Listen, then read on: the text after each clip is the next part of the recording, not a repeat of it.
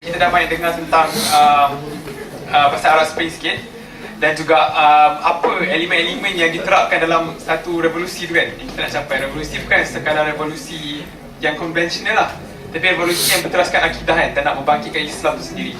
Dan jadi sometimes kita banyak kita dengar dan banyak kita absorb kan. So insyaAllah slot lepas ni is dia more towards macam kita nak put everything to context lah. And so that bila kita balik, kita boleh buat something daripada apa yang kita dapat ni kan. Dan bukan sekadar kita tak nak ni just jadi, oh this is just another talk that I've been to kan. Tak nak, kita nak benda tu menambah diri kita dari segi ilmu dan kefahaman, and tapi kita nak buat something lah from situ. And kalau tidak, this is just another talk that we've been to kan. So insyaAllah untuk sesi seterusnya ni kau nak open, sangat digalakkan lah untuk open question and answer session, and untuk lebih kita bumikan betul-betul apa yang kita dapat hari ni. Okay, so Ana serahkan kepada Pak Azam insyaAllah. Assalamualaikum warahmatullahi wabarakatuh. InsyaAllah ringkas ikut sekadar penutup. Tadi kita dah dengar banyak. First dengan sejarah bumi Palestin, bumi Syam, di mana kita dah belajar kepentingannya kepada umat Islam kan. Dan kemudian kita dah cuba untuk memahami cara untuk pembebasan bumi Aqsa itu dia kena bermula dengan Islam. Dan Islam saja the only solution. Kemudian lepas tu Pakcik sambung dengan sedikit pada Arab Spring, dan kemudian Pakcik membincangkan tentang the critical factor kan. Critical factor yang perlu ada untuk Arab Spring. Jadi untuk orang kata conclude untuk kita faham connection balik, kita kena faham bahawa keadaan umat kita ni bermasalah, masalah sangat besar kan?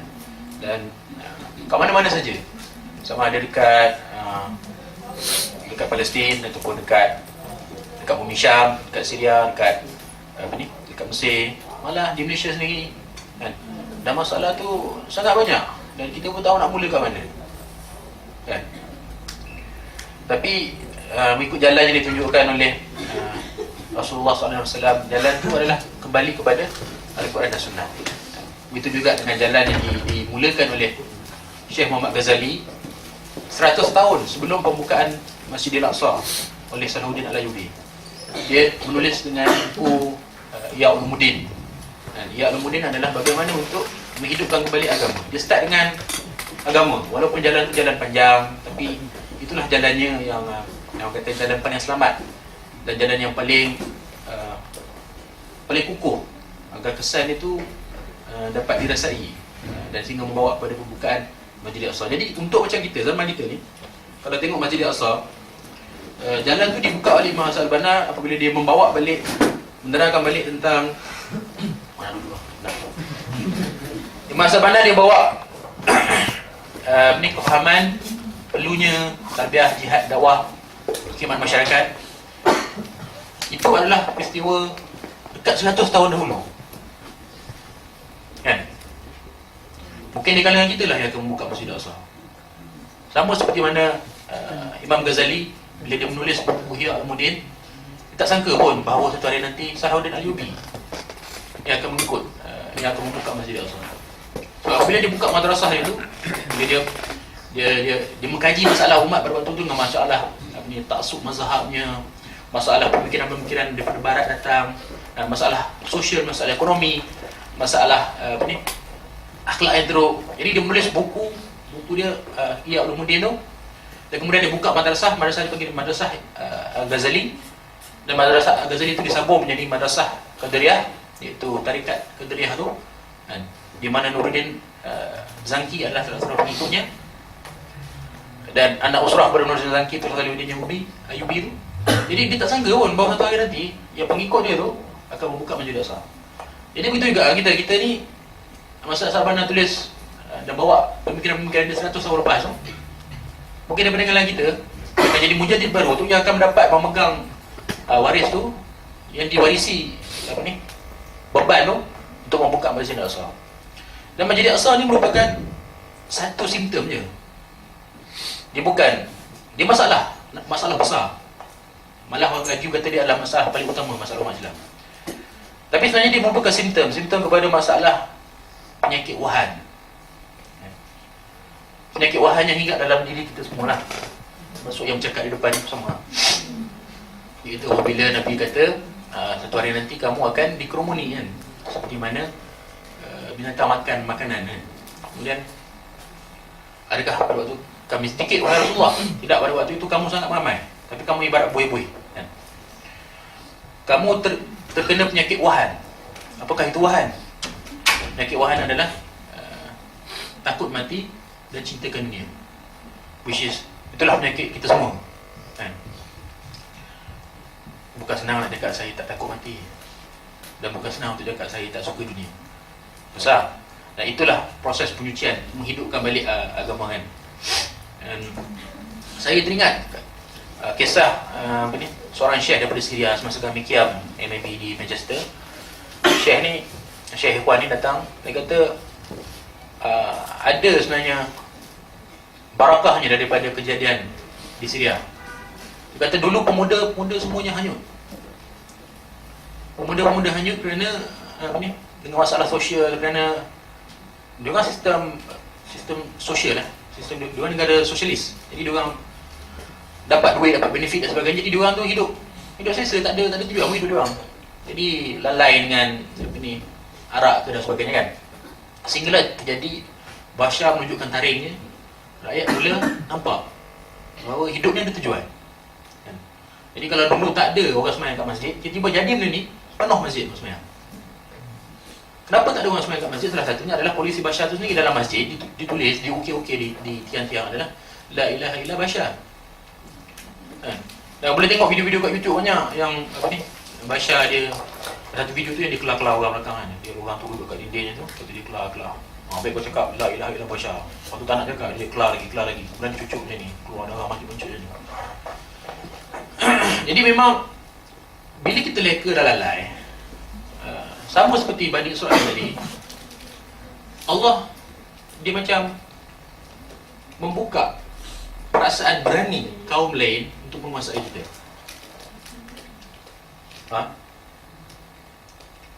Kata Umar, dia kata kamu dimuliakan dengan Islam kan? Kalau kamu cari selain daripada Islam, kamu akan jadi hina depan manusia kan? Manusia tidak akan takut kepada kamu. Manusia takut kepada kamu kerana kamu adalah orang Islam. Jadi apabila manusia tu leka dan lalai daripada Islam, jadi kaum lain tak takut. Sedangkan di dalam perang Badar, Allah cakap yang paling utama, Allah menanamkan rasa takut kepada orang Quraisy. Malah untuk menakutkan lagi orang Quraisy, Allah menghantar 5,000 malaikat kan? 5,000 malaikat di belakang kan, tentera berkuda. Jadi diorang nampak tentera umat Islam ni sangat ramai, jadi diorang takut. Jadi sebenarnya yang membuatkan tentera musuh kalah bukan senjata, bukan senjata kita hebat, bukan kita ni kuat, tapi di awal-awal lagi dia dah takutkan kita. Malah Yahudi tu memang penakut pun, Zionis memang penakut pun. Tahu tak dia mencipta senapang apa yang boleh lipat, bila dia boleh duduk tepi bangunan, dia tengok macam tu, dia tembak sana. Tahu tak? Roket bersama tak? Punya lah menyangkut diorang kan. Diorang serang Gaza, diorang ada satu belon, ada banyak belon dekat sekitar Gaza ni, belon putih. Belon tu ada kamera. Jadi bila diorang nampak something suspicious, diorang hantar kapal terbang kawalan jauh, ada roket. Punya menakut diorang kan. Dan nak cerita lagi, diorang apabila semasa perang 8 hari tu, ataupun before that pada tahun 2008-2009 tu, diorang berjaya masuk dalam Gaza kan, tapi diorang tak berani pergi Jabalia. Jabalia adalah kubuh Hamas lah. Dan kat situ penuh berselirat dengan lorong-lorong tikus Al-Qassam. Jadi apabila kereta kebal datang, ada beberapa Al-Qassam berdepan bekas senjata, tiba-tiba hilang. Muncul kat belakang kereta kebal tu, kereta kebal tu bentuk. Dia masuk lubang, diorang macam mana diorang buat tu. Jadi Yahudi ni penakut lah. Jadi bila tahu macam tu, pada tahun 2012, full diorang hantar kapal terbang saja. Dia tak berani nak masuk tentera darat. Jadi itulah dia izah Islam. Apabila pemuda kembali kepada Islam, dia sedar masalah umat, dia kembali kepada Islam, Allah akan menjadikan kaum lain takut kepada dia.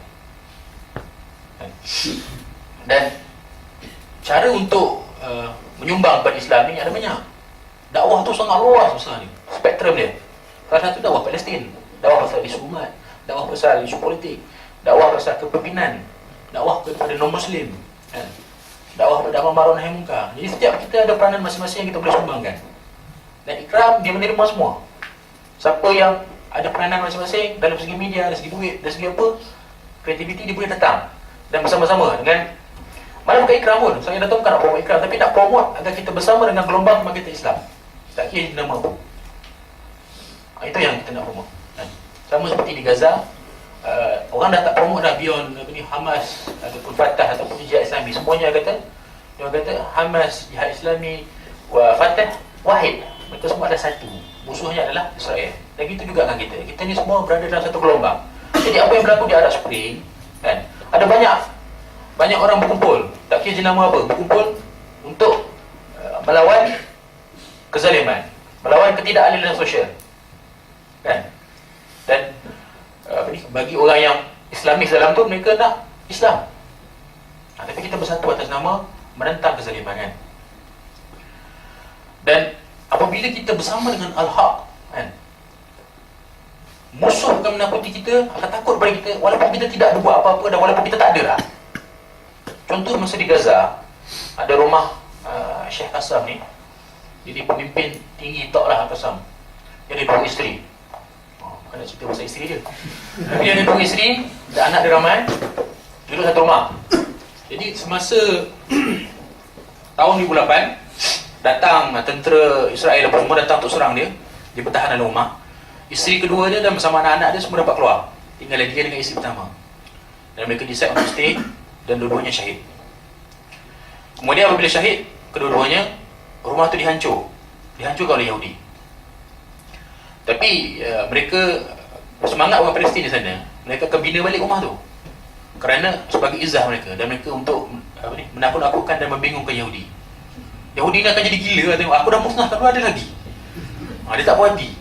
Jadi pada tahun 2012, dia datang lagi kali ni dengan jet. Dia tengok rumah tu ada lagi. Kali ini isteri kedua dia duduk dengan anak-anak. Dia tembak sekali lagi. Kata pemimpin-pemimpin Hamas, pemimpin Qassam, dia kata itulah dia Al-Haq. Al-Haq berada dalam rumah itu, dan kebatilan takutkan Al-Haq, walaupun orang itu sudah tak ada. Jadi orang Yahudi ni, dah bayang-bayang kita pun dia takut kalau kita ni bersama dengan kebenaran. Sebab tu dalam hadis Nabi yang last sekali kan dia sebut tentang mereka yang berpegang pada kebenaran. Dia tak cakap pegang pada Islam tau, dia cakap pegang pada kebenaran. Sebab kebenaran tu, Al-Haq tu nama Allah, dan juga Islam tu Al-Haq lah, kan? Tapi Allah nak, Nabi nak cerita tentang Al-Haq. Jadi orang ni berpegang akan kebenaran. Musuh tidak dapat mengapa-ngapakan mereka, dan mereka akan kekal sebegitu sehinggalah turun arahan Allah kepada mereka. Betul sahabat tanya, di manakah mereka ini? Di sekitar Baitul Maqdis. Jadi mereka ni adalah orang yang ada Al-Haq dalam diri dia. Orang tengok, orang takut. Orang kafir tengok, takut. Jadi kita semua ni bukan tak ada peluang untuk dapat benda tu. Jangan untuk kita dapatkan balik Islam yang telah dicabut daripada diri kita, kan? Apabila kita di top 10 dengan TV ke, dengan movie ke, dengan apa-apa saja, kan? Di mana kita kena kembali kepada jalan salafus salih.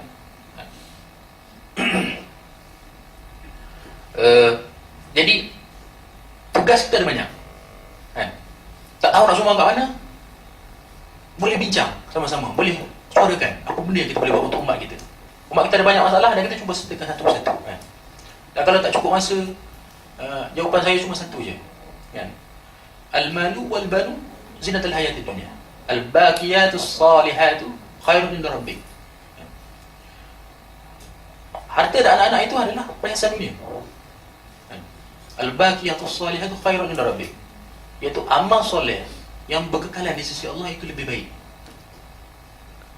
Jadi kita ni ialah banyak masa kita ada banyak tanggungjawab kita, terutama bagi para pemuda, kan? Sebab pemuda dia ada banyak tenaga, dia ada banyak energi, dia ada tanggungjawab pada diri dia, keluarga dia, anak dia, mak bapak dia, pada masyarakat dia, kan? Kepada study dia, kepada kerja dia dan sebagainya. Jadi pandai-pandailah kita prioritas. Cumanya amal mana yang kita nak claim daripada Allah nanti? Tak tunjuk pada apa kepada Allah ni? Allah, aku nak claim benda ni daripada kau. Yang mana? Dan kemudian kita boleh kata, oh tak apalah, lain kali je lah, ataupun kemudian lah aku bersama dengan gelombang kebangkitan Islam ni, kan? Tapi ingatlah akan kisah Zuljaushan, sahabat Nabi. Sahabat Nabi, dia bersama dengan Rasulullah, tapi di hujung-hujung Nabi sudah pun mengajak dia untuk bersama dengan Islam sebelum hijrah lagi. Dia adalah orang yang Nabi dakwahkan di Mekah. Kemudian dia kata, aku lihat engkau dihina kaum kau. Aku lihat engkau ni dihalau oleh kaum kau, dimusuhi oleh kaum kau. Tunggulah bila engkau menang nanti, aku sertai kau. Dan itulah yang dia buat. Bila Nabi dah menang, bila dah fatuh Mekah, baru dia masuk Islam. Dan dikhabarkan oleh anaknya, setiap hari dia menangis lepas solat. Bila anak dia tanya, kenapa? Kerana aku menyesal. Sekarang baru aku bersama dengan kabilah ini. Iaitu gelombang kebangkitan Islam. Which pada waktu itu pun dia still awal lagi, sebab masih banyak lagi misi-misi jihad sebab tu kan. Tapi dia menyesal kerana dia tidak bersama, dia tidak peluang sama untuk bersama dengan Abu Bakar, dengan Umar, dengan Osman, dan dengan Ali, dengan Zaid bin Harithah, kan? Dengan Abu Ubaidah, dengan Amr al-As yang membuka kota Palestin. Dia tidak berpeluang semua tu, contohnya kan. Jadi setakat tu je kot yang sebagai penutup, insyaAllah. Jadi kita cuba take home message kita adalah kita sendiri, kita tengok peranan kita kat mana untuk mengubah masalah-masalah umat ni. Masalah Al-Aqsa ni adalah satu je masalah umat, ada banyak lagi. Dengan masalah kemiskinan ke, masalah kemodenan kita yang kita backward, dan masalah akhlak kita yang teruk. Kalau banding orang putih pun masalah kita, akhlak kita lagi teruk, berbagai-bagai lagi kan. Tapi jangan down, kita ada matahari baru terbenam sekejap je, esok insyaAllah ada lagi. Wallahualam besok. Ada kena sini. Lagi ada soalan. Ada soalan apa? Apa cerita soalan? Apa cerita? Baik.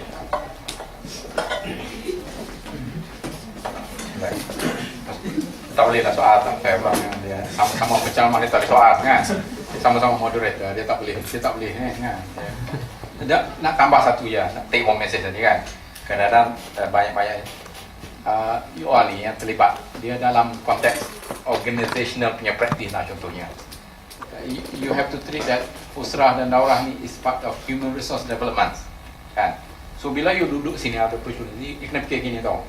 Ada seorang ustaz nama dia Ustaz Alias ni. Kadang-kadang kita kena fikir dalam perspektif kita sini ni dalam kata, kita wujud ni bukan mak bapak kita. Dia kata dalam mak bapak kita, dalam proses nak wujud kita tu, berjuta-juta sperm tu, satu tu yang menjadikan kita terwujud. Lepas tu satu dah lah jadi manusia. Dalam berjuta-juta manusia tu, satu Allah pilih kita nak berada di sini kan. So kita kena appreciate that. So the point duduk sini 4 tahun tu, kita spend Ikram ke whoever you go to, whoever you believe lah. Kita nak mengajak bukan ada nak improve yourself, be a good, better person, personal character, boleh contribute to civilization.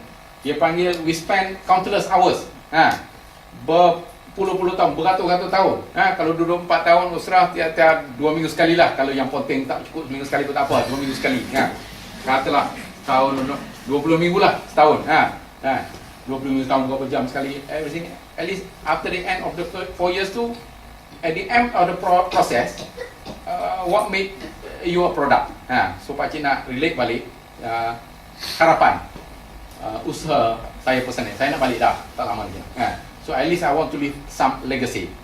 Kita createkan satu environment, we call it Academy of Leadership in Public Engagement and Political Awareness. Bukan parti politik, bukan, tapi political education, political awareness. Politik lah, basically affairs of the umat ni politik kan.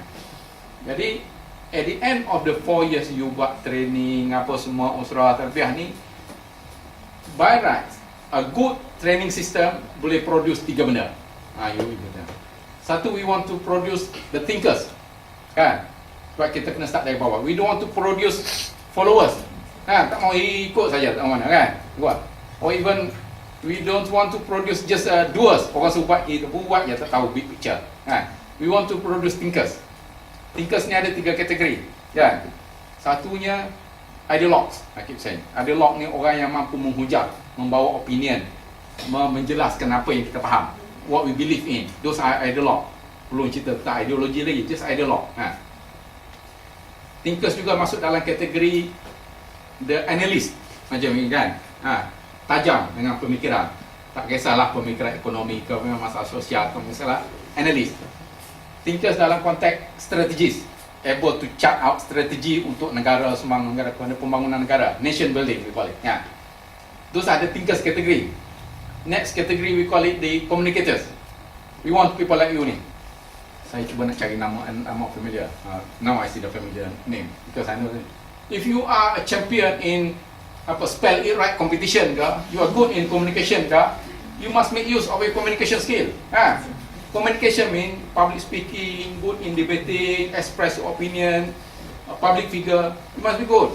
Zaman sekarang di Facebook, you are good communicator, you propagate, you communicate your message. Maksudnya, you must be that. That's a product terbiak kan. And next only lah baru doers and followers kan. Yang kaki orang suruh masak, orang suruh kat peyuk, tak apa, dapat pahala juga. Tapi kita ni balik daripada UK 9A1, 10A1, at least you be in the top 2 lah kan, the thinkers kan. So we want to see more of this category. Kan? Because one day generasi pakcik ni dah tak ada dah. The next 10, 15 years generasi you all ni nak take the organisation negara forward ni, nak contribute to the nation. The nation building ni. Jadi ramaikan lagi yang tajam-tajam ni. So kita create satu environment, we call it academy ni. Academy ni 3 stage, 3 fasa. Satunya basically fasa educational, tasawur, konsep, doctrine, understanding, mind setting, this aspect of leadership, banyak syarah, aspect of political awareness, itu satu. Yang keduanya we move on to the stage of competencies development. Just like you go to any organisation, we develop the competency. Yang kita faham tadi, kompetensi apa benar, communication, public speaking, management kan. And then we group in people to specialize skills, personalized coaching kan. Jadi tugas saya basically talent scouting lah, nak mencari siapa-siapa yang ada good background, pedigree, minat, kepakaran, ni please speak up, right? Dalam konteks benda ni menambah nilai untuk your current usrah dan tarbiyah system to your own personality. Ni pakcik belum cerita pasal career lagi kan. I can boast sikit lah. I was dulu kerja dengan Shell. I was one of the few work with Shell kan. Shell ni dia tengok yang dapat 4 flag saja-saja. Dia tengok you 4 flag plus apa benda yang dia ada kan. Kalau you ni 4 flag, imagine satu individual 60 orang minta kan. Ni organ Petronas tu.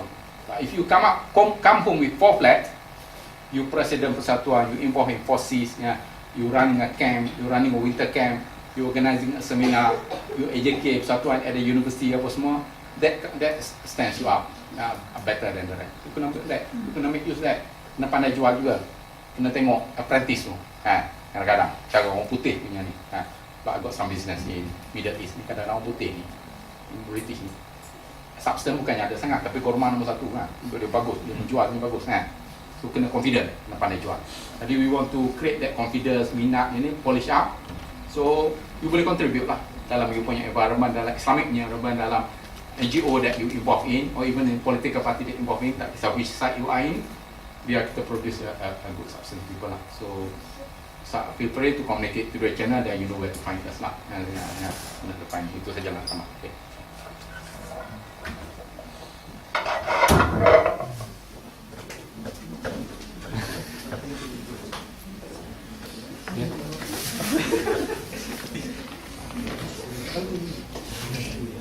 Mari.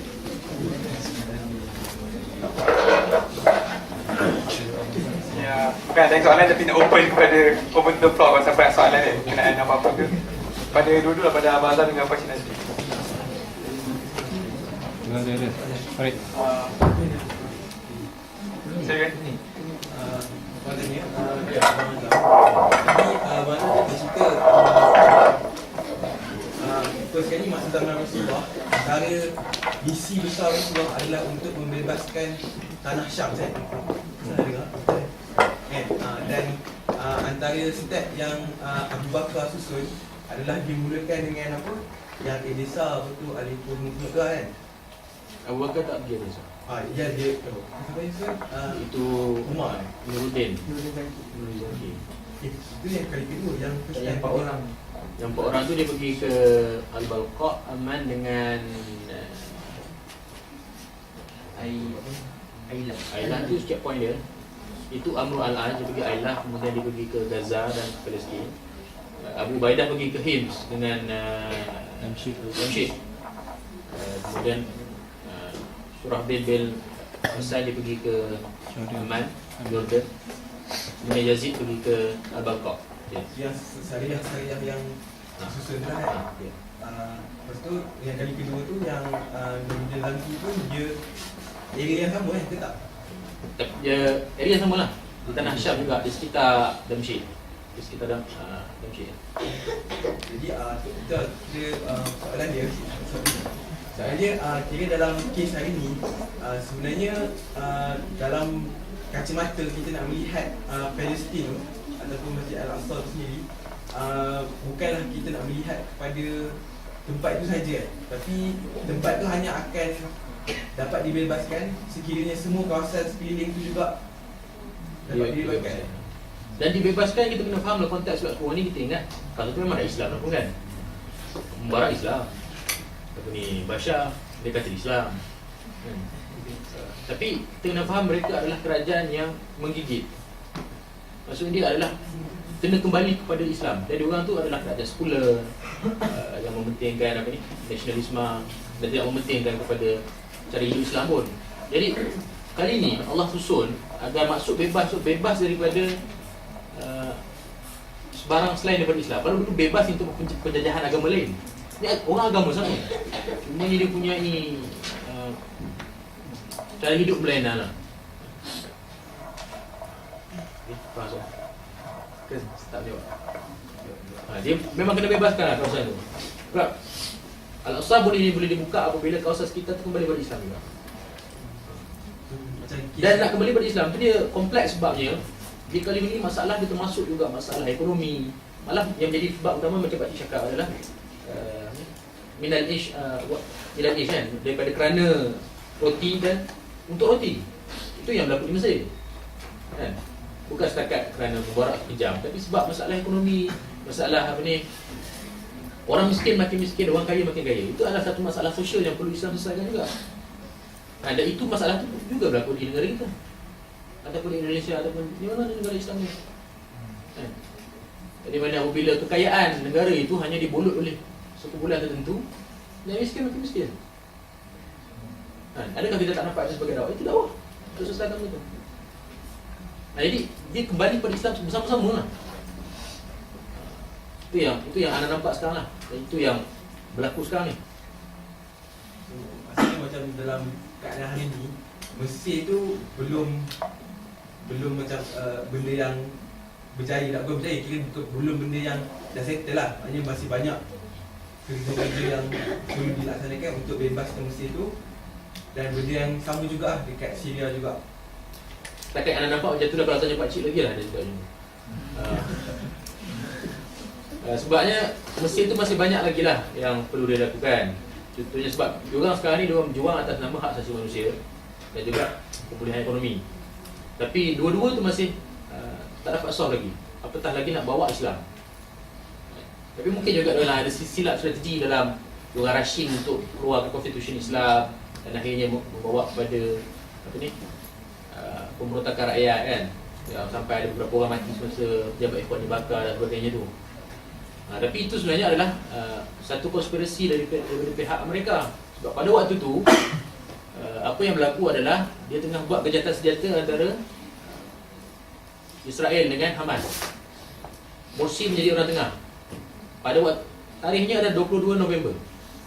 Dan semasa dia tengah berbincang di Gaza, berbincang di Mesir, di Kairo berlaku pemberontakan. Tiba-tiba out of nowhere berlaku demonstrasi, tiba-tiba polis tembak. Kemudian start daripada situ, tiap-tiap hari berlaku demonstrasi. Sebab apa ni, Hillary Clinton datang ke Kairo pada waktu itu untuk settlekan masalah Hamas kena tembak dengan Israel kan. Dan dia tak nak negotiate terus dengan Hamas sebab dia kata Hamas teroris. Jadi dia kena paksa melalui Morsi. Jadi Morsi ni pula sebab dia ikhwan, sebab dia orang Islam, dia cakap apa? Dia cakap pada Israel, engkau kena dengar syarat Hamas. Kalau dulu Mubarak akan cakap pada Hamas, kau kena dengar syarat Israel. Sekarang balik. Jadi kalutlah Hillary. Jadi apa dia buat? Itu yang berlaku. Akhirnya mereka membayar beberapa orang untuk buat demonstrasi di jalanan. Out of nowhere. Demonstrasi itu sebenarnya demonstrasi ulang tahun Arab Spring. Kenapa nak ganas? Macam mereka harinya dingin, kenapa nak ganas? Itu satu. Kenapa boleh bunuh orang? Kemudian tiap-tiap hari selepas tu ada berlaku demonstrasi dan semuanya tema berlainan. Macam saja mencari alasan untuk berdemonstrasi. Jadi Ikhwan tersepit juga macam tu, sebab Ikhwan dulu dia menghalalkan demonstrasi, betul tak? Dia bersama-sama dengan demonstrasi, jadi dia tak boleh nak buat macam Mubarak kata haram. Jadi itulah, kita kena faham politik kan? Sebabnya dia tidak semudah tu untuk terbangun ke Islam. Apa yang berlaku contohnya, benda ni kita boleh kaji balik kepada zaman Uthman. Uthman dia nak bawa dia nak menjaga khalifah kan. Dia sebagai khalifah nak menjaga negara Islam. Tiba-tiba berlaku banyak pemberontakan daripada golongan yang tak parti dengan dia. Orang kata tuduh dia komunisme dan sebagainya. Kemudian membawa kepada pembunuhan dia.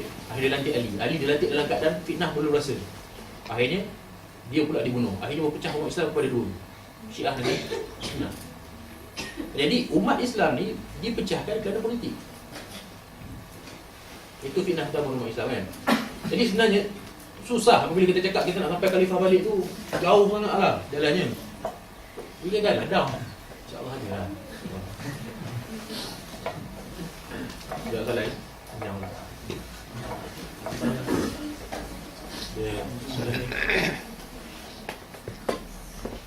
Ya. Soalan untuk Pakcik Encik Nazri. Statistik yang Pakcik bagi kata 61 juta rakyat Mesir yang dia kata Islamis tak boleh dipercaya, mana flip-flop, presiden flip-flop. Lepas tu anak try relatekan balik dengan yang perlembagaan yang Morsi try dapatkan vote dulu tu. Nampaknya dalam 60% rakyat Mesir sokong. Tapi macam kontradik lah dengan yang Pakcik kata 61% kata tak. Matematik cepat.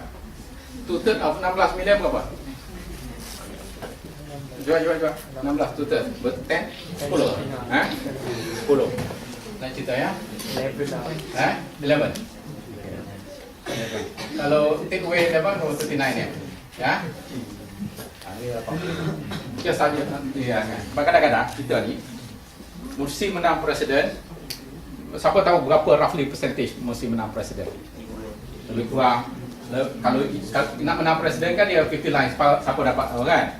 Morsi lebih kurang 51, kawan tu lebih kurang 51.5, 50.5, kawan tu dapat 49.5, lebih kurang gitu ya.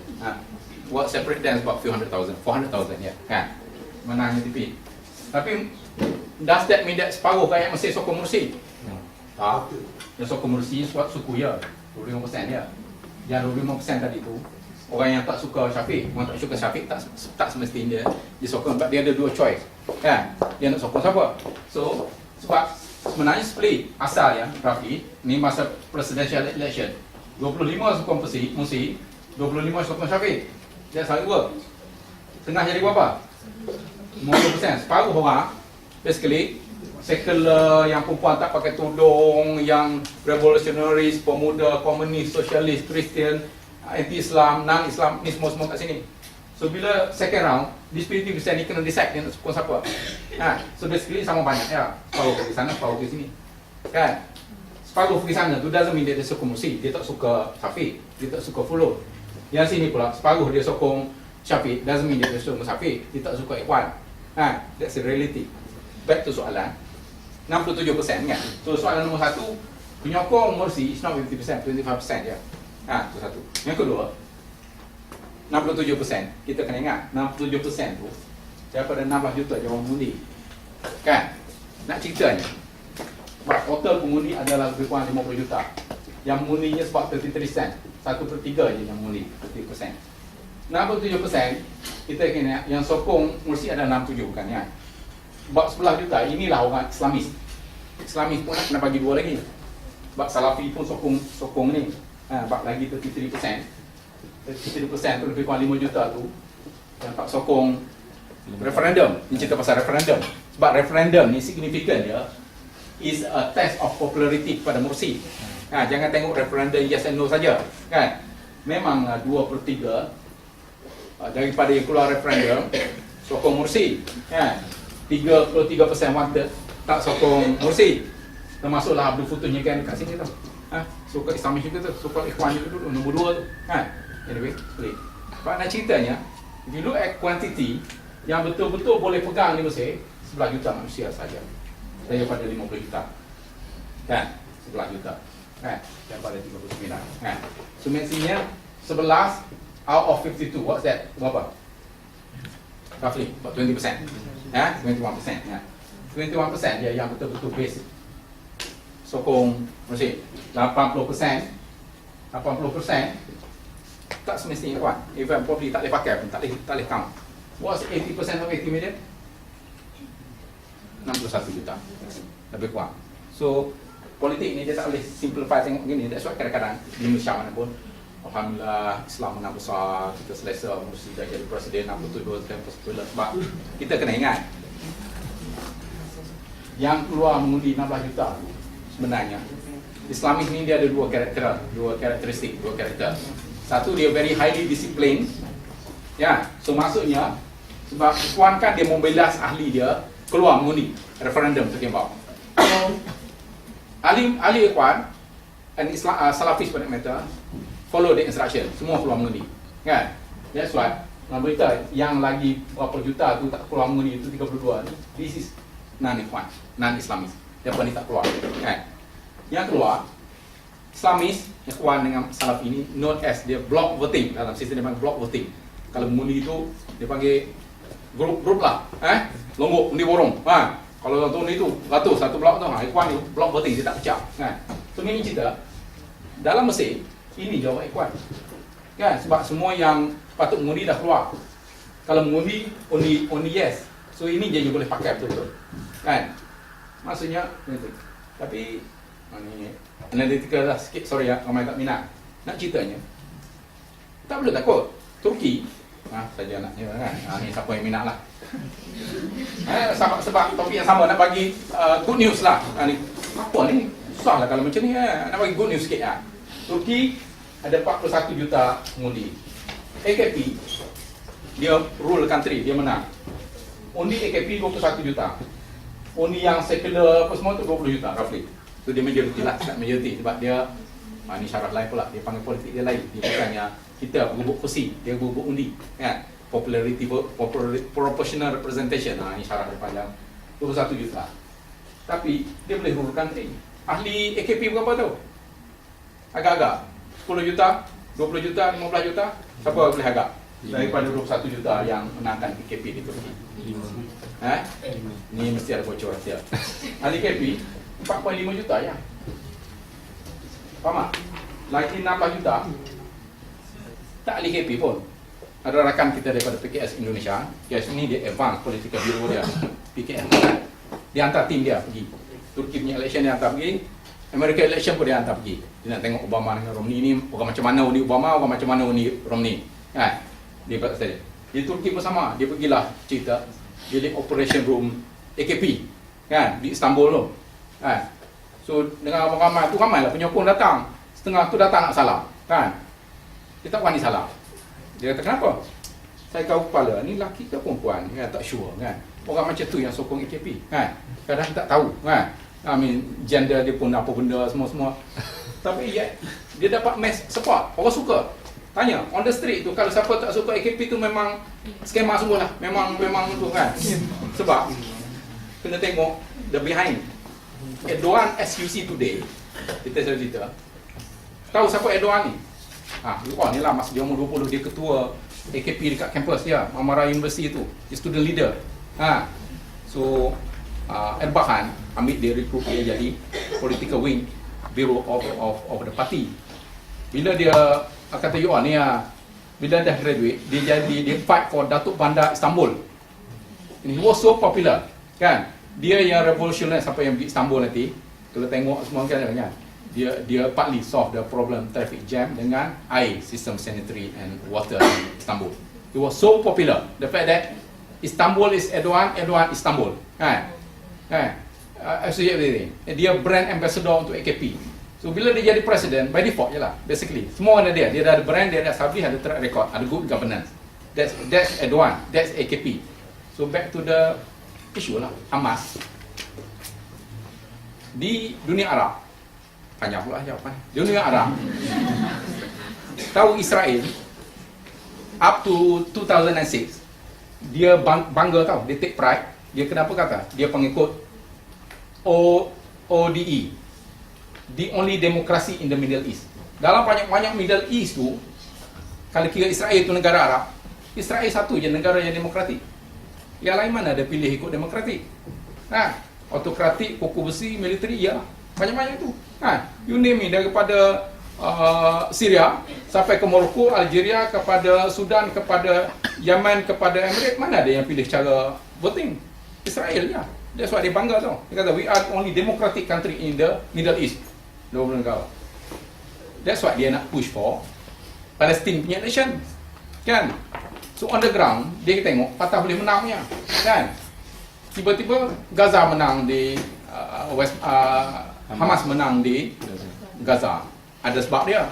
Bila Gaza menang, itu yang dia tuduh Gaza teroris. Dia tak boleh accept. Sebab dia ingat Fatah menang, okeylah demokrasi lah tu. Dah Gaza menang, Hamas menang, ni bukan demokrasi lah ni, tak boleh pakai ni teroris kan. That's how they work kan. Demokrasi only what suited them kan. Apa yang tak sesuai tu tak boleh. But Hamas pun, the fact dia boleh menang, bukannya sebab dia tubuh parti tu dia besok menang. Track record dia kan. Hamas has been associated with the service, the governance of Gaza many years pun, sejak 87, sejak Syekh Ahmad Yassin pun, provision basic of the people, welfare of the people. So to be successful, to be diterima oleh rakyat, it's about that lah, what you can offer lah. It's not about the slogan, the rhetoric, the apa benda semua. Cuba believe in that. Panjang pula jawapan. Sorry.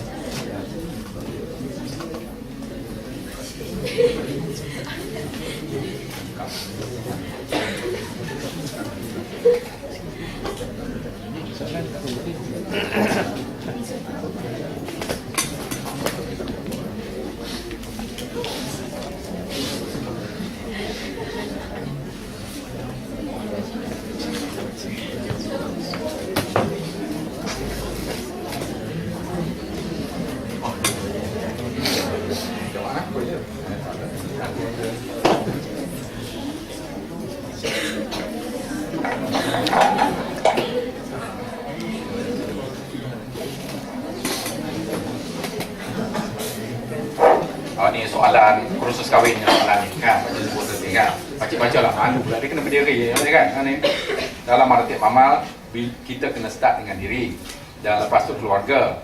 Macam mana kita nak buat dakwah dengan keluarga bila kita tak ada voice authority dalam family? Contohnya anak bongsu tak tahu macam yang tak rapat sangat, macam mana dakwah dengan abang-abang yang lagi tua, tak rapat sangat, parent yang halfway praktis Islam, jazakallah khairan. Dalam hal panggil easy said dan done nak jawab ni. Beginilah, sebelum jawab nak bagi contoh kan. Ada seorang ni dia datang motivational speaker lah, motivational speaking tentang family upbringing. Dia very convincing, very good cakap lah. Nak mendidik anak macam mana kan. Anak daripada kecil dalam perut macam mana sampai besar, anak malah gosok gigi. Tahu kan orang ni pasti anak malah gosok gigi, kena pandai macam mana dia tahu semua. Anak malah baca buat homework, dia tahu semua sampai anak dewasa semua TikTok soalan dia. At the end of the ceramah, orang kat tangan dia, Miss, mind telling us how many kids you have? Oh, sorry, I don't have a kid, I'm not married yet. So, perfect jawapan is come from orang yang tak dah ni lah. So, sini kan. There's no such thing as perfect jawapan. Kan? Ikut pengalaman, ikut kan. After all, it goes to jati diri. Pengalaman yang berbeza-beza. Kan? Bottom line, kita punya sistem ni, ni kata kita go back to maqasid syariah kita lah dalam keluarga atau bernegara, prinsip-prinsip keharmonian syariah, keharmonian rumah tangga. Siapa minat ni boleh search lah maqasid syariah. Sama juga keharmonian rumah tangga kan. Kita tak digalakkan berkonfrontational sebab ada pertubuhan dakwah ni di associate dengan pertembungan kan. Nak kahwin pun tak bagi tahu parent pun tak tahu nak pilih ini. Jadi konflik sampai kaya kan. sebab dia kelainan pemikiran, dia bagi tahu nakik usurah dia. Dia tahu kita parent ni pun. Nakik usurah dia decide nak kahwin bila, apa, kat mana semua. Parent tahu dah, selesai dah semua. Masalah, kan? Kita bukan berdaya, kena respect parent. Keharmonian rumah tangga kena respect, not let. Next one is basically dia panggil apa ni lah, nak buat contoh ni kadang-kadang it comes from your own personal character and upbringing lah. How do you promote yourself dalam keluarga? It's true lah, kadang-kadang kita inferior, not that. But my opinion, my rasa gini lah, sebab soalan tanya orang belakang kan, later fast forward 5 years ahead, bila nak cari lelaki tu, cari lelaki yang kuat karakter sikit kan. So balik, at least you got two, dia kena kahwin dalam konteks dakwah ni. Dia 1 plus 1 tak semestinya jadi 2 tau kan. One cases 1 plus 1 jadi 1/2, sebab dia drag down di other party kan. So dia punya efficiency, capacity dia only 75%. Kalau masa dia sebelum kahwin laju kencang semua, kahwin dengan seorang lagi, dia set dua-dua kencang ni, rupanya dia ada one drag him down, jadi separuh. Jadi performance capacity dia, machine efficiency dia tak sampai 100%. Tengah lah, dia kahwin 1 plus 1 jadi 100 tau, because both of them very dynamic and they complement each other. So it goes to your, kan, sebab Islam ni tak ditengok personality saja kan, dia tengok kan. So it's important lah, kena cari the right proper skopuknya. Tahu skopuk kan? Ni artinya dia syllabus adalah ni, skopuknya, same understandingnya, taraf keluarga pun kena fikir saja selingan. Zaman pakcik dulu ada seorang puan macam ni lah, dia kahwin dengan kawan sama setuju, tapi sebab tak bincang dah kenyik-kenyik mata, suka-suka macam tu, janji kahwin, jadikan. Rupanya perempuan dia anak orang kaya, dia anak orang miskin, kahwin overseas, balik kampung, problem. Bini dia takut nak mandi telaga Kita betul sampai kelakar-kelakar juga nak cerita sepupu ni, nak bincang betul-betul. Zaman you ni tak ada hukum mandi telaga, zaman saya mandi telaga lagi ya. Baik, wife understanding adalah baik, masa by the time saya balik tu baik, proper lah, the treat pun dah ada. Bukan saya lah tu, polarize sikit. The point is, kena aspek-aspek ni kena ambil kira lah. So my conclusion is, you are what you do, make sure that you got the support system lah, husband, kan, and your own personal character lah, what to do. Kalau you live in that environment, sahabat-sahabat Rasulullah pun kan, Khalid Al-Walid, kalau tengok Umar Siris tu, Umar Siris kan, pakcik rujuk, kalau nak belajar sirah, Umar Siris very good tau, janji you ada background kan. Kalau tak ada background sirah, baca Umar Siris sekarang you confused. Tapi kalau ada background, you tahu karakter ni macam ni yang kita baca sirah. Khalid Al-Walid, one of the episode tu, dia beria sangat nak cari satu ayat Quran, one particular ayat yang merujuk kepada bapak dia. Bapak dia mati dalam kafir, dalam kufaran, tak sepak masuk Islam. Ada satu ayat tu specifically ditujukan kepada bapak dia kan. Dia nak sangat cari ayat tu kan. Waktu tu dia dalam environment gitu kan, bapak dia tak sempat tukar bapak dia kan, because of takdir that. But you all pun gitulah, you make sure that you are the person strength. Tak semua orang born on the silver platter, tak semua lagi kaya, tak semua orang dilahirkan dalam masyarakat dakwah kan, tak semua orang bernasib baik, tak semua orang apa orang panggil smooth sailing. But ya Allah kata Allah rewards you accordingly lah. Whatever you do, you know what you're doing. Janji keharmonian tu kena jaga, basic human relation kena jaga, family number one. Kita punya type bukan mengajar apa orang panggil pedulikan orang tua. You are nakik, sorry, important. That's wrong punya ideology, wrong thinking. Kita tak layan. We don't entertain that sort of pembawakan. That's antithesis, anti-fikrah. It's not our type. Kita kena jaga. Ni nakik usrah juga, masul juga. But the family system is most important, number one. Ada satu lagi soalan.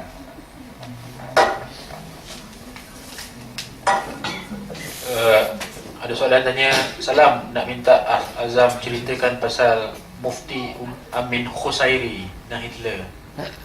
Nama sebenar dia Amin Husaini, bukan Husairi. Husairi ni nama makanan di Mesir. Husairi, makanan nama ni biasanya orang kritik sebagai makanan orang miskin lah kat Mesir, makanan murah. Okay, nama dia Amin Husaini. Syekh Amin Husaini ni Okey, dalam kita nak memahami konteks hubungan dia dengan Hitler, sebab yang mana gambar dia pergi ke Jerman melawat Hitler dan sebagainya, kita kena ingat pada zaman Perang Dunia Pertama, tentera Jerman, dia ally dia adalah tentera Turki. Jadi Amin Husseini sebagai mufti besar Palestin, dia adalah di bawah Turki kan.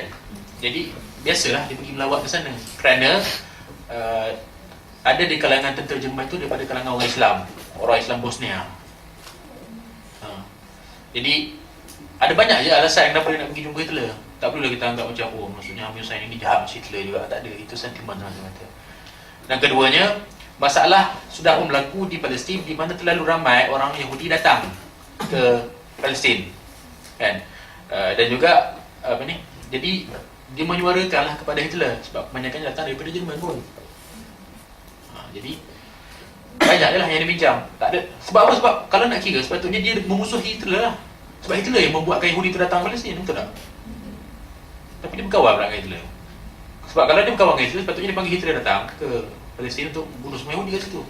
Jangan bunuh Yahudi kat negara kau, bunuhkan Yahudi kat negara aku dulu. Sepatutnya macam tu kan? Jadi sebenarnya bukannya dia berbincang untuk membunuh Yahudi, tapi dia bincang, malah menyuarakan pandangan dia kepada Hitler. Nak cakap ni, masalah kau lah ni, banyak Yahudi datang negara aku. Lebih kepada tu lah sebenarnya. Jadi orang yang kata itu sebagai bukti bahawa dia tu antisemitik dan sebagainya. Antisemitik itu sendiri pun adalah satu term yang direka-reka, yang tidak wujud, yang oksimoron sebenarnya. Tak ada masuk sebenarnya. Saya nak tambah sikit dalam perspektif politik. Faham? Kita kena faham dalam contemporary politics at that particular time. At the end of tahun 1900 lebih kurang, Empire Turki Osmania, walaupun di zaman-zaman kejatuhan, actually Empire Turki Osmania tengah bankrupt. Faham? That's why kita tahu orang Yahudi Rothschild family datang offer selongguk duit emas nak beli tanah Palestin, kan? Kalau negara bankrupt zaman Spain apa semua, orang datang nak bail out, ambil lah duit, kan? You bail out. Sultan with a principle, Sultan Abdul Hamid, dia tak jual. Dia kata itu milik bukan aku punya, bukan empire, itu umat Islamnya, dia tak jual. So at the end of the Turki Ottomania, empire Islam telah dirata, kan? Italy, Perancis, ni di Afrika semua ada dirata, kan? Rusia makan sana, perang Turki Rusia apa semua, empire Islam terancam. Bila perang dunia pertama, tactically Turki nampak this is a tactical punya move to regain balik the territory. That's how it is, kan? Sebab British telah mengancam di the Levant, di Syam, semua tanah Palestin semua British dah masuk. Turki nak mengambil balik jajahan-jajahan yang telah dimakan, dicuri, termasuklah di Nusantara, di Malaysia, dia always the opportunity comes.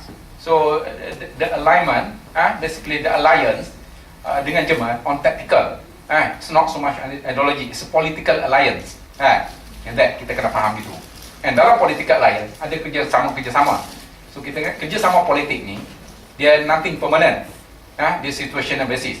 So given the choice of dua musuh at that particular time, dua darurat, dan satu darurat kedaulatan negara Islam tercabar, dengan darurat Hitler, fitnah Hitler ni sebelah lepas Hitler perang, sebenarnya Yahudi ni asalnya Yahudi sokong Hitler, faham tak?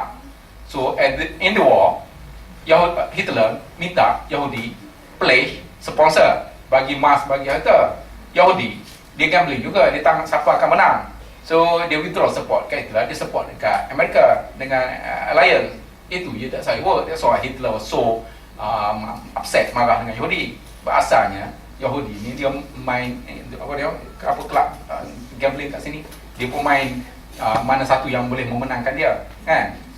So kita kena faham dalam konteks itu. Jadi dealing tu memang ada gambaran oleh apa part of political punya move at that particular time lah. But doesn't mean that ada ideological punya alliance, and it's not meant to be permanent alliance. It's tactical at that particular time. Itulah. Jadi maksudnya kita kena faham zaman dunia pertama, ulama-ulama di Saudi, masjid-masjid semaya jemaat bagi fatwa suruh sokong British, suruh bangkit, memberontak melawan Turki Ottomania. So how do you take it? Whereas ulama Turki utamanya bagi fatwa kena stand up jihad. Begitu lah, kita kena faham dalam konteks itu. Basically jihad, a battle of two jihad. Jadi dunia Islam telah terancam. Kan? Dalam situation Turki kena make a move. Kena buat alliance. That's the best opportunity. But considering masa tu negara pernah make duit apa, kena sabotage, kena internal revolt semua, Turki kalah. Kita kena imagine dalam jihad that particular time, kalau Turki menang, we are not here talking about Islamic State and daurah apa semua lagi. We got Khalifah already. But because the Khalifah tu jatuh, that's why we are here. Don't blame them. They did what best at that time. They buat fatwa at that particular time. And that was the alliance, political alliance, viable at that time. So fitnah pasal Hitler gambar-gambar tu biasalah. I mean Yahudi, they don't like it. Dia sebutlah si Amir Husseini jual tanahnya. Banyak kita tekan internet, Amir Husseini ni penipu rakyat Palestin, jual tanah apa semua, boiler harta untuk dia mufti, dia banyak harta, kekayaan untuk diri sendiri. Banyak ya. Dunia laser ni tak ada siapa tapis pun. But you have to take in the right perspective. Itu dulu.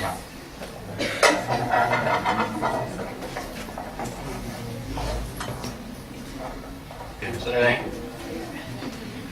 Kalau tadi anda tambah sikit apa cerita. Memang masa zaman itu memang fatwa daripada ulama adalah menyokong kerajaan Turki merupakan jihad.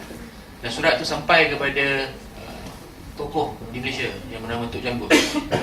Syahid Tok Janggut. Orang tuduh dia ni tak nak bayar cukai. Kan?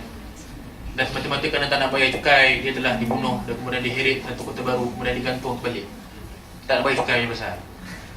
Tak, sebenarnya dia dapat arahan daripada ulama sebenarnya yang menyokong kerajaan Turki untuk melancarkan jihad di Kota Baru. Dan itulah yang dia buat. Dan dia mati syahid. Jadi itu kita kena ingat sebenarnya. Itu ada tokoh-tokoh syahid kita di Malaysia yang paling dekat dengan kita. Kita selalu ingatkan Hamas banyak tokoh syahid kan. Malaysia ada. Kan? Itu yang kita nak jiwai lah, insyaAllah. Ada soalan lain kalau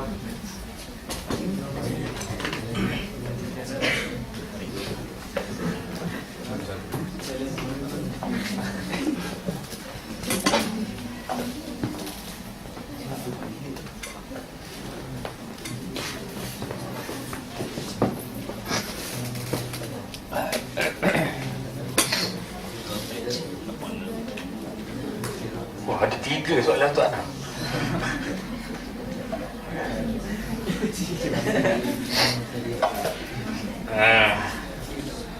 Macam mana nak jadi isu oriented ummah? Mana tak tahu apa itu isu oriented ummah. Jadi Jawab lain. What's the best strategy untuk dakwah kepada Muslim yang memang tak nak dengar kebenaran? Cukup ke sekadar qudwah dan doa? Terasa bersalah menyembunyikan kebenaran?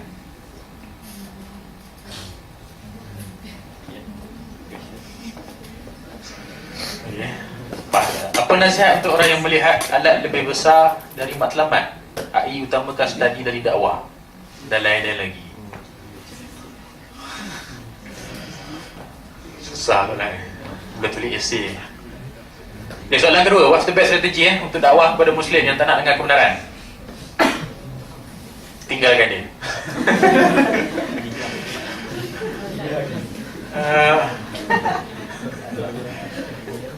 Dia ada 2. Satu benda kita kena faham al-wala' al-bara' kan, di mana kita wala' kepada siapa dan kita bara' kepada siapa. Tapi pada sama dia ada konsep ukhuwah juga. Jadi kita berpegang pada dua-duanya. Kalau kita duduk dengan satu bi'ah yang tak solehah, yang kita sendiri memang tak selesa dalam tu, tinggalkan je lah. Tapi adakah tinggal tu macam putus kawan? Taklah. Jangan sampai tinggal putus kawan, putus keluarga dan sebagainya. Macam banyak je, ada kadang-kadang lepak dengan member lama, duk sembang benda mengapu, mengarut. Kita senyap tu, kita dah boring, balik lah. Tak adalah kata semua tak nak kawan lah. Kawan-kawan lah. Ke apa yang maksud tak nak dengar kebenaran ni? Cukup ke sekadar qudwah dan doa? LG apa? LG Jim dah tak ada lah. LG Jewa. Jewak ada dua, Ju pun jewak juga.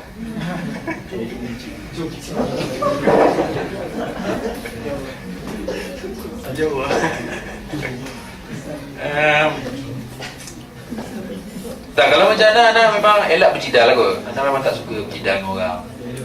Nak berjidal boleh, nak berjidal, jewak juga tu. Jidal ni berdebat lah, maksud berdebat itu kebenaran. Mungkin itu adalah the last one lah. Dan Ana tak ada masa kot sebenarnya nak bersembang orang, nak cerita pasal fikrah aku lagi betul di fikrah kau. Nasionalism salah, yang aku sokong tu salah, yang aku betul. Doa je lah tu dia. Kalau dah cukup sekadar doa, nak kata cukup lah. Terasa bersalah menyembunyikan kebenaran. Banyakkan istighfar.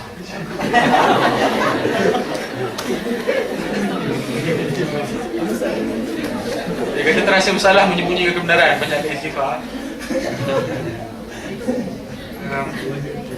Apa nasihat untuk orang yang melihat alat lebih besar dari matlamat, iaitu utamakan studi dari dakwah dan lain-lain lagi? Kalau dia bagi contoh studi dengan dakwah, anda tak kata studi itu alat. Studi itu adalah matlamat. Dia ada sama-sama matlamat. Sebabnya studi itu dia meletakkan posisi kita untuk berdakwah di kalangan ni. Contohnya kita kena ingat, dalam Quran ada banyak contoh di mana posisi sebagai Nabi itu digunakan untuk dakwah. Contohnya Nabi Yusuf sebagai pentaksir mimpi. Dia tak adalah pergi kolej taksir mimpi. Lepas tu dia study sungguh-sungguh dapatlah sijil PhD dia taksir mimpi, dia tak buat lah. Tapi dia pandai taksir mimpi, dan taksir mimpi itu digunakan untuk dakwah. Jadi begitu juga dengan study. Jadi kalau alat lain, contoh kata alat duit lah kata kan, dia kata perlu duit, jadi tumpukan duit sehingga meninggalkan dakwah. Salah lah pun. Sebab argument tu telah dipakai pun. Telah dipakai dalam yang membawa sekularisme dan nasionalisme. Kita bangunkan bangsa kita dulu sehingga kaya, barulah kita bawa, kita tumpu kepada Islam masyarakat. Dan akhirnya masyarakat makin teruk. Macam kita dapat kekayaan material di Malaysia, tapi pada masa zaman spiritual kita teruk. Itu argument yang dipakai. Kita boleh kata, dulu tak apalah, kita baru lepas daripada British, kita kena bangun, kena kayakan Melayu dulu. Ya, Melayu kaya, tapi adakah Melayu kaya dengan akhlak? Itu persoalannya. Jadi tak boleh lah, dakwah tak boleh ditinggalkan untuk duit dulu. Itu jawapan lah dari segi analisis yang anda tengok dari sejarah. Mungkin tambah sikit yang last one pasal study kan. Kadang-kadang kita ni tak boleh mensekularkan dakwah. Kita menzalimi dakwah kan. Macam kalau buat dakwah tu tak study, kalau study tu tak dakwah, that's wrong. The fact that kalaulah ditakdirkan zaman sekarang ni probably ada Nabi, ditakdirkan masuk dalam gua, mana dia tengok ayat dulu dalam gua, probably ayat pertama yang turun memikir Google, maybe. Ikhraq tu Google lah. The fact that suruh study. Study, buat PhD, buat research because that's good for you. So you are dikajar hantar basically to study. Study. Nak study semua, nak mau study in your field because that's why you're going to use for dakwah. There's no contradiction. And priority comes first. So kalau kata study tak penting, dakwah penting sebab saya dah suka dakwah, boleh hantar balik lain. Kalau hantar balik pun we don't regret it. Dia try, yes, you must study. No excuse. Join dakwah, no excuse. Masalah dia, kan? Kalau dia tak study pun dia tahu benda lain. Itu masalah dia. Jadi dia guna dakwah ni excuse. Saya dah excited, shock dengan dakwah, study lebih kurang tak apa, sampai study dia terjejas. Bahaya, tak boleh. Jadi fitnah ke dakwah pula. It is wrong. So study penting. You know ni janji, you tahu the purpose of study, you want to contribute to the ummah. Kan? Tak kisah finance ke, engineering ke, medicine ke, tak kisah, one day. And with the right perspective. Ya. Ya, sorry. Saya rasa saya salah bagi soalan. Okey. Sebenarnya, maksud saya, macam mana kalau seorang tu dia tu absorb dalam studies dia sampai dia lupakan tarbiyah diri dia sendiri, sampai dia macam dia dah study sunat dia ke mana, maka benda-benda yang tarbiyah zatiah diri sendiri dia nak. Dah lah, in the sense satu pun relatif semua orang, tapi it is wrong lah, understand. Dia perakikan even kalau benda wajib, benda ni pun diabaikan. Nak ceritanya ini baru study. Kalau dia macam tu, fast forward masa dia 20 tahun, itulah jadinya kan. sibuk buat duit, sibuk main stok, sibuk semua-semua, lupa basic kan. Bukannya cerita pasal amal-amal yang supplementary, amal-amal basic pun tak buat kan. Payahlah masalah lah macam tu. That mean kalau niat dia macam tu, praktis dia macam tu, study pun sampai lupa tanggungjawab kan. Semayang pun, then it's a problem lah. Ni it's not opposition nak cerita pasal berkat apa semua, tapi kalau itulah lifestyle dia, that's a reflection of dia masa tu lah. And that's is problematic. Is that right? Kan? The basic is basic lah. Itu rasanya dari perspektif boleh. Nak share yang pasal nombor 1 tadi, apa panggil issue oriented ummah ni, dia bagaimana nak menjadi maksudnya the fact that da'i itu sendiri, nama lagi da'i ni, dia mengajak orang lain dalam perspektif dalil pun banyak, hujah pun banyak. Tanggungjawab dia adalah simple. Kalau tengok mukarram minkum, kita selalu dengar kan, wal takum minkum, sambung ayat tu kan, wal mu'minuna wal mu'minat kan, kerja dalam ni. So kalau zaman Rasulullah, isu dia kan, isu fundamental kan, isu yang akidah nolak. Zaman kita pun isunya berbeza-beza. Jadi nak jadi satunya, kita kena ada kepekaan lah. Kepekaan, keduanya kita kena ada basic. Ambil contoh lah, sebab isu ni banyak. Isu orang kafir nak guna nama Allah. You ambil 100 orang Melayu, mungkin 20 different pendapat approach macam, daripada perkasa one end kepada siapa-siapa macam-macam. Kita ni tak tahu mana satu kita nampak. Joke-nya kadang-kadang kita ni tunggu Dr. Mazhar tulis apa. Itu kita perlu lah. Sebab kita ni selalu kita tahu benda, stand kat mana pun tak erti. Ikut nak train tu kan. So in shortnya, ikut orang-orang yang reliable lah. That's what people like Yusuf Qaradawi, ulama contemporary kan. Kita kena prihatin kan. You can do something kan. Cari Profesor Yusuf Qaradawi dalam konteks, kalau dia faham konteks macam betul lah kan. Kalau insya-Allah kuat dia, itu je tu kan isu oriented kita kan. Nak jadi tu maksudnya kita kena jadilah dalam persekitaran kita, dalam masyarakat kita, kena jadi ikut gerak kita, ikut kemampuan kita. But we're not talking about kita as a person, as an individual. That's important. Kita ni work as a teamwork, as a jama'i, as a ni kan. Bukannya kita seorang yang mana. But whatever the kita punya sistem, kita punya fikiran lah. Kita pun dalam kita nak memilih badan satuan ni, the fikrah yang kita bawa tu, orang panggil, kena tengoklah global fikrah. Sebab kita ni bukan fight fikrah dalam konteks Malaysia saja, Melayu saja. Bukannya cerita pasal Melayu Islam raja saja. Orang Mesir tak ada Melayu, tak ada raja kan. Itu tak boleh. So kena tengok dalam perspektif Islam yang global, holistik kan. Yang bukan ni, isu dia besar lagi kan. So sebab isu ni banyak, tak boleh nak spesifik. Ada soalan?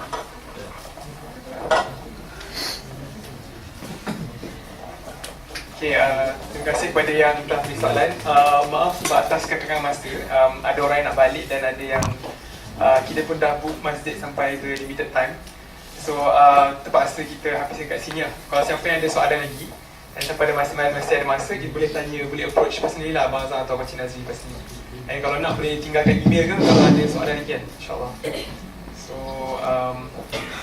sampai sini aja insyaAllah. So harapnya kita ambil sebanyak mungkin lah dari apa kita dapat. Allahu Akbar, Allahu Akbar.